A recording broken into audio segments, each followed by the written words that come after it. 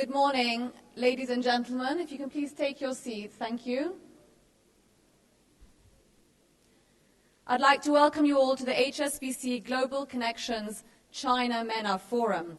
My name is Yara Sabbar. I'm a partner with Gulf Intelligence, and it's a pleasure to be your Master of Ceremonies for today's event.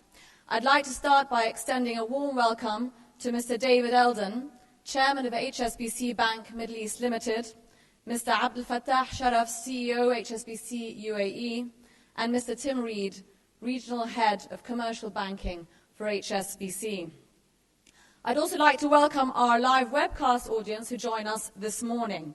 Could I please request that we all put our phone devices on silent if we haven't done so already? And I'd like to also point out that today's discussions are all on the record, with the exception of the roundtable discussions which will happen later on this morning, which will be off the record. For those who want translation devices from Mandarin to English or vice versa, there are some outside. Some of you may have taken some on your way in, and there will be some assistance coming around the tables in case anyone should want one. Well, we meet here this morning after quite a tumultuous week in China, and these most recent events are not occurring in a vacuum. They're happening at a moment of significant change in China, both politically and economically. The dynamic export-led, fast-growing China of the last 30 years is set to change. The country's 12th five-year plan was approved last year with a single focus: to slow the economy down and bolster domestic consumption. In February of this year, the World Bank and the Development Research Center of China's State Council issued a 2030 China report and warned of great crisis ahead if the country didn't expedite economic and social reforms. What do these developments mean for us here in the Middle East, a region that certainly benefited tremendously from an oil price that has quadrupled over the last decade, and that's to a large extent due to China's demand for crude. The high oil price has triggered massive government expenditure, which in turn has attracted Chinese companies to the region to compete for all the bounty on offer. Huawei Tech has zero market share in the Middle East when it arrived 12 years ago, and now it's the market leader in its field. Well, these are some of the themes that we hope to tackle today, and it gives me great privilege to welcome and invite Mr. David Eldon, Chairman of HSBC Bank Middle East Limited, to open the forum with his keynote address. Thank you.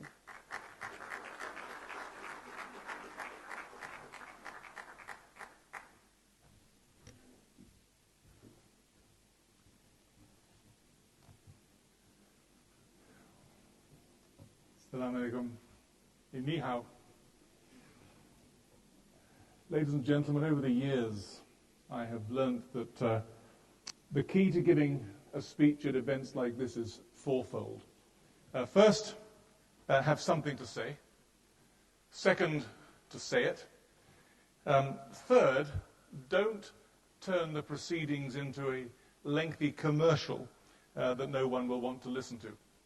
And finally, always come up with some sort of a different angle in an effort to keep things interesting for the audience as well as for yourself.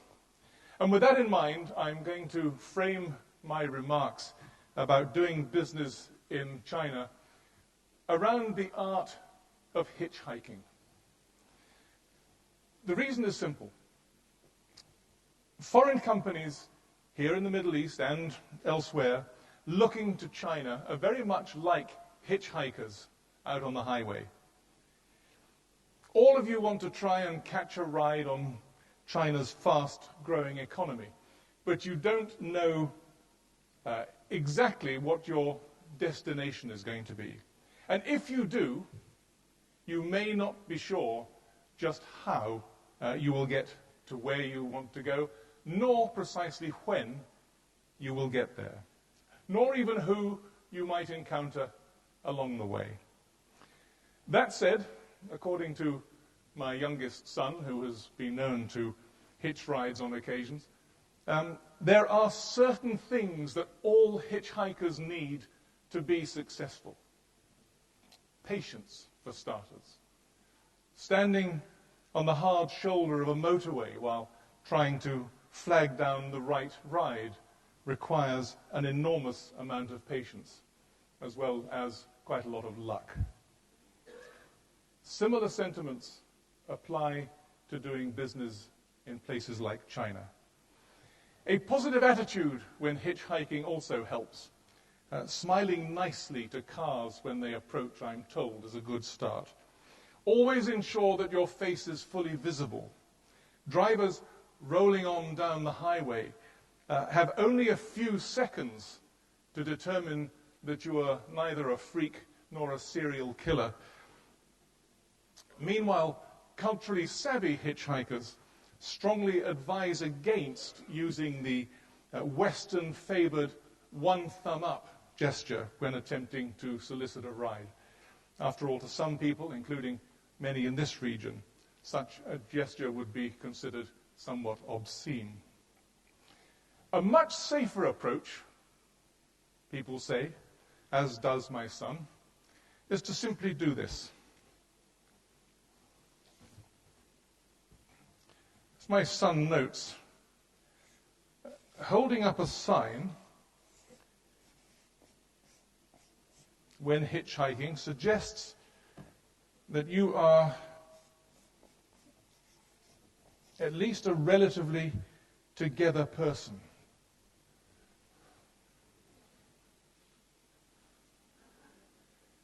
For a start, you had the foresight to bring along a felt tip marker. But it shows that you have a specific destination in mind. Now, I assume that you wouldn't be here today at this event if you didn't already see China as a business opportunity.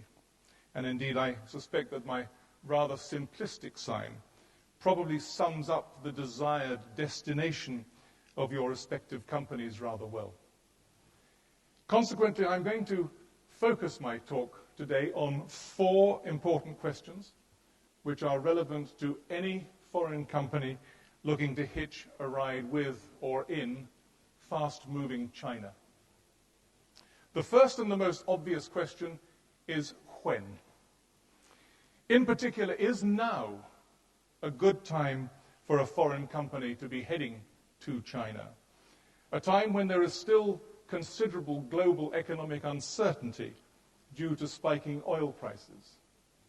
A time when the World Bank has been suggesting that China's current growth model is unsustainable. A time when, according to some out there, China could be close to suffering from a simultaneous suppression of infrastructure development and housing activity in the coming quarters. A time when the era of cheap China may be drawing to a close, to quote The Economist magazine. The reality is that whether or not this is a good time to be looking for China, for business opportunities, ultimately comes down to one's perspective. If your company is seeking a short-term impact on earnings, then China is not necessarily the best place to go. Like any emerging market, China is a place where a certain amount of patience is and will continue to be required. However, China does offer considerable long-term opportunities due to the country's overall growth potential, due to its expanding and increasingly affluent middle class, due to its growing importance to and in the global economy. And on this last point, HSBC, for its part, is forecasting that China's trade activity will grow by close to 100% by 2026. In comparison, during this same period, global trade will rise by about 86%. The continued expected expansion in China's trade volumes will be enough to elevate this country past the United States, making China the largest trading nation on the planet, likely within the next 4 years. China's growing trade footprint is very good news for this region, given that the said expansion will be driven in part by China's need for more energy and for further infrastructure development. Accordingly, the Middle East and North Africa also fares very well in the same HSBC forecast of import-export trends. Indeed, we expect trade here to rise by more than 130% between now and 2026, reinforcing this region's role as a major trade corridor. Of course, the other reality is that you would have to be completely naive to assume that China will not encounter an occasional bump in the road as it continues to grow, to open indeed, and to develop. An occasional bump that will cause the Chinese economy to slow down, albeit temporarily. All of which leads to the second important question, the question of what? In particular, what are some of the things that foreign companies need to be mindful of when doing business in China? First and foremost, do not leave your common sense at the border. Over the years, I have seen more than one foreign company do just that. Entering, for example, into logic-defying joint ventures with Chinese entities with little or no connection to the foreign company's particular line of business, but which presumably did at least have some connections that these foreign firms hoped to indirectly benefit from.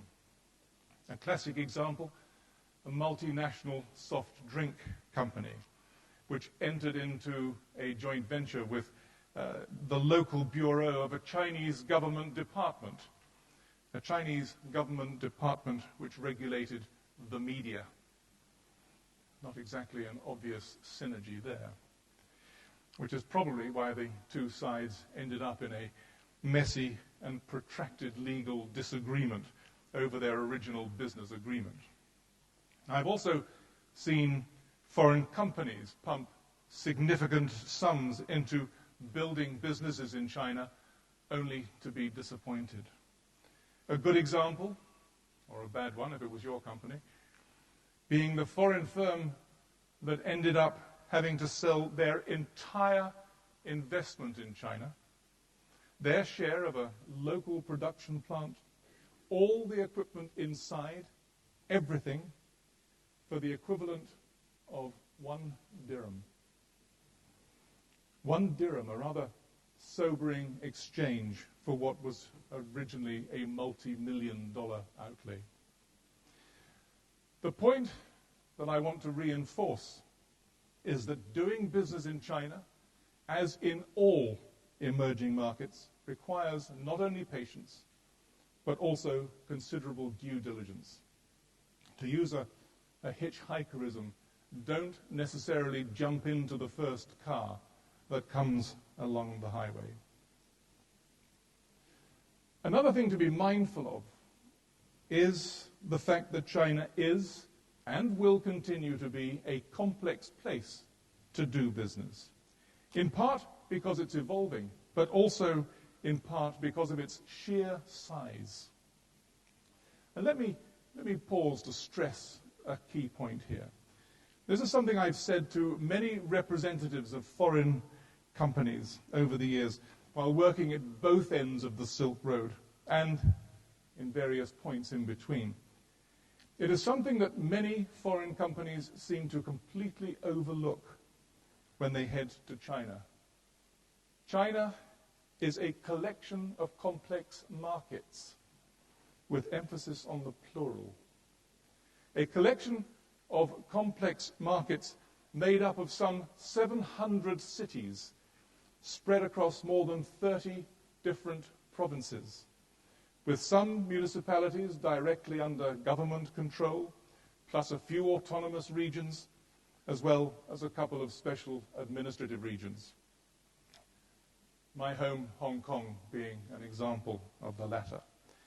a collection of complex markets where things can be very different from city to city. As many foreign firms have found out the hard way, what sells well in a city like Shenzhen may not sell well in the inland provinces. A geographic variation that is due to everything from diversity in income, to living standards, to different tastes, to different climates, to even local history. And likewise, surveys show that consumers in China today tend to make spending decisions based on a variety of factors: price, value, quality, brand name. But when it comes to the latter, brand name, they are not blindly loyal. In fact, one recent survey suggests that the average Chinese consumer, if there is such a thing, tends to choose from between 3 to 5 different brands when making a purchase. Another thing that many foreign companies have tended to do when going into China is to look only at the obvious. For example, in the past, foreign companies often focused most of their efforts on well-known Chinese cities like Beijing and Shanghai. Two cities which, according to forecasts from McKinsey, are destined to outrank Los Angeles and London in terms of GDP by 2025. There is nothing inherently wrong in going for the obvious. But consider this. More and more foreign companies are now also going inland, where cities like Chongqing are bringing in almost as much foreign capital as Shanghai. And if the gurus at McKinsey are correct in their forecasts, Chongqing, as well as the cities of Chengdu, Foshan, Guangzhou, Hangzhou, Nanjing, Shenyang, Shenzhen, Tianjin, Wuhan, and Xi'an, will also all be in the world's top 50 cities, ranked by GDP by 2025. My advice to foreign firms in this regard is simple. Don't let yourself be geographically challenged when looking within China. Moving on, let me address a third important question for those interested in hitching a ride in China's fast-growing economy. The question of who, in particular, the question of Guangxi, and with whom you need it. Now, I assume that most of you have heard of Guangxi, which is similar to Worcester. In the most simplistic of terms, Guangxi is defined as a system of relationships that facilitates business and other dealings. In the past, many foreign companies entering the China market have tended to view Guangxi from a rather narrow perspective. Good Guangxi meant just one thing: good relationship with government officials. The higher up, the better. Indeed, over the years, I've watched as the heads of many foreign firms spent enormous amounts of time and effort and money in trying to build close relationships with senior Chinese leaders, doing everything from supporting pet projects to cultivating personal ties with the offspring of top officials, all with the apparent belief that all they needed to do was gain some sort of personal access to the most senior officials, and all would be fine. Without naming names, I will say some were successful, some of the time, and for a time.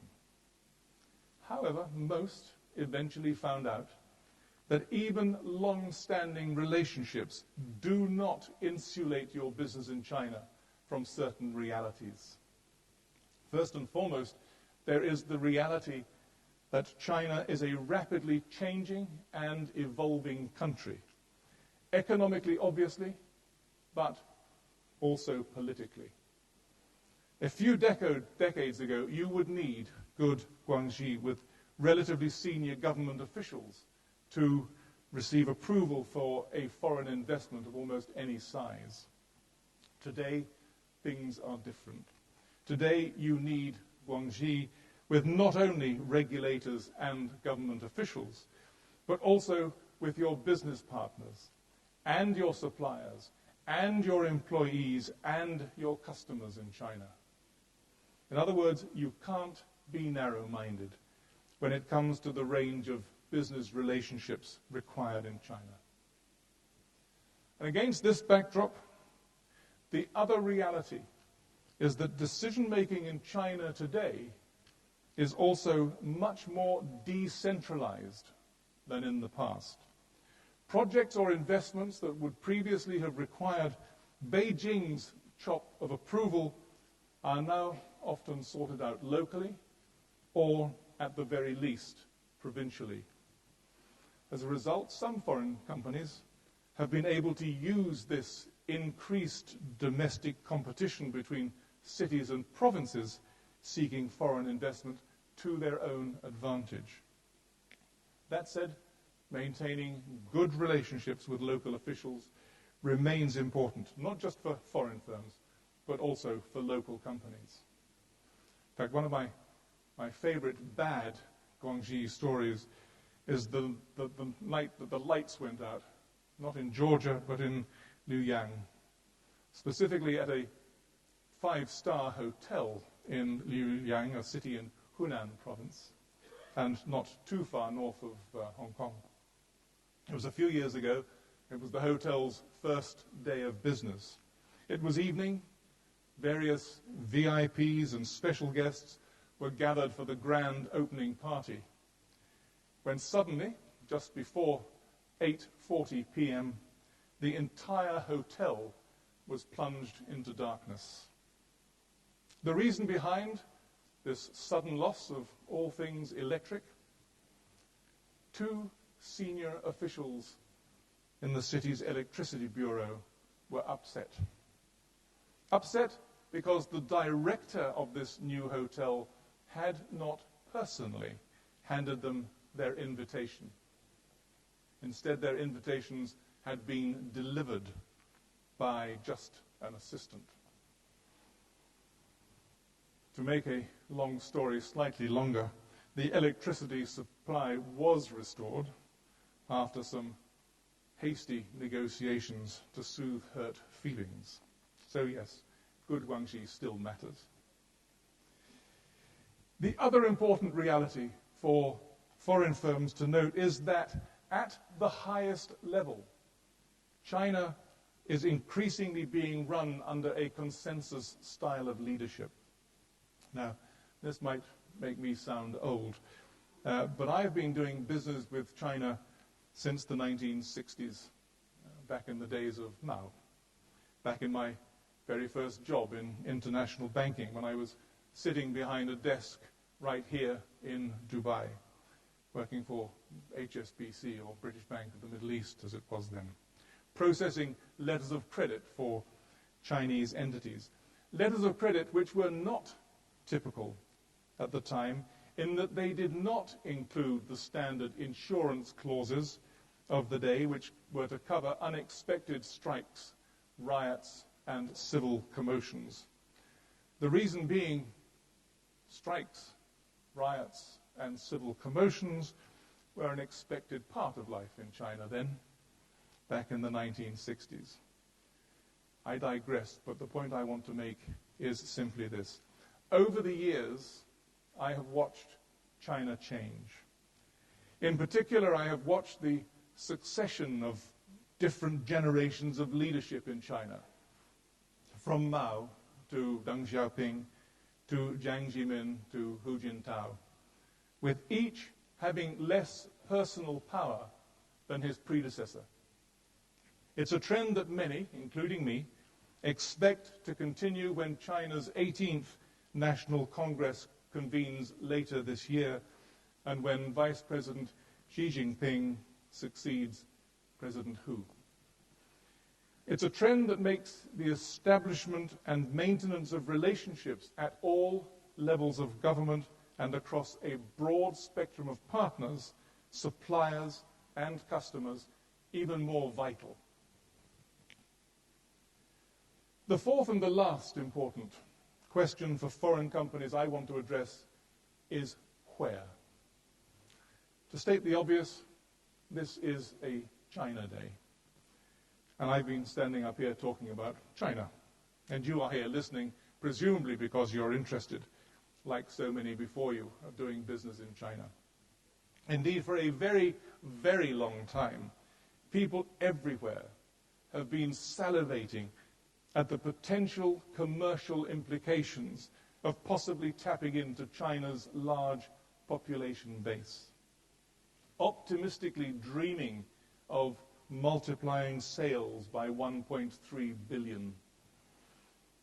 And last year, The Economist magazine even dug up some similar historic sentiments from an English businessman back in the 1840s.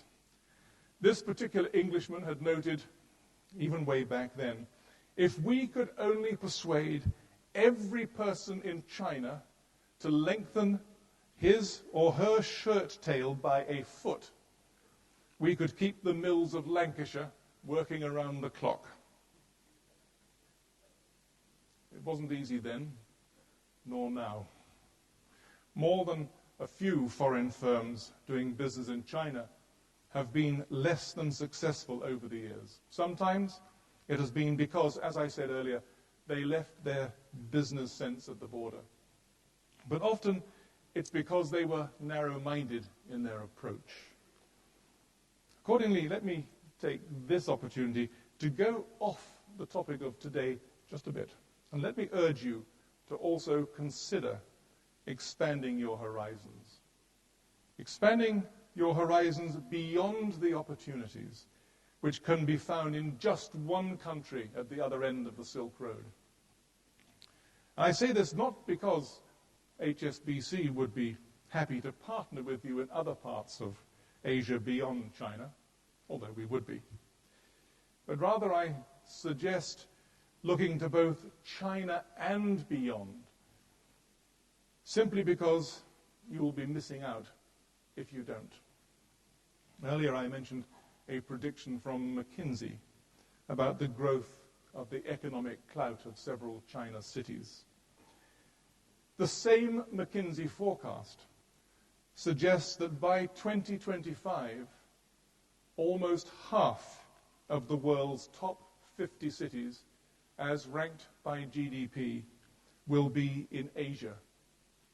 This is compared to 8 just a few years ago. In addition to the Chinese cities I mentioned, other Asian cities like Bangkok, Delhi, Mumbai are also forecast to join the ranks of the global economic powerhouses, displacing cities like Athens, not being displaced already, Barcelona, and Denver from the top 50 list. Meanwhile, HSBC's aforementioned trade forecasts also points to a number of Asian countries, in addition to China, countries like India and Indonesia and Thailand and Korea. It points to these countries as economies that will also ensure Asia's trade growth consistently outperforms the world average going forward. And in fact, these Asian nations, as well as Malaysia and the Philippines and Singapore and Sri Lanka, are all forecast to see their trade more than double by 2026. All of which suggests one thing. If your company is interested in hitching a ride with several fast movers, you might want to consider modifying your cardboard sign.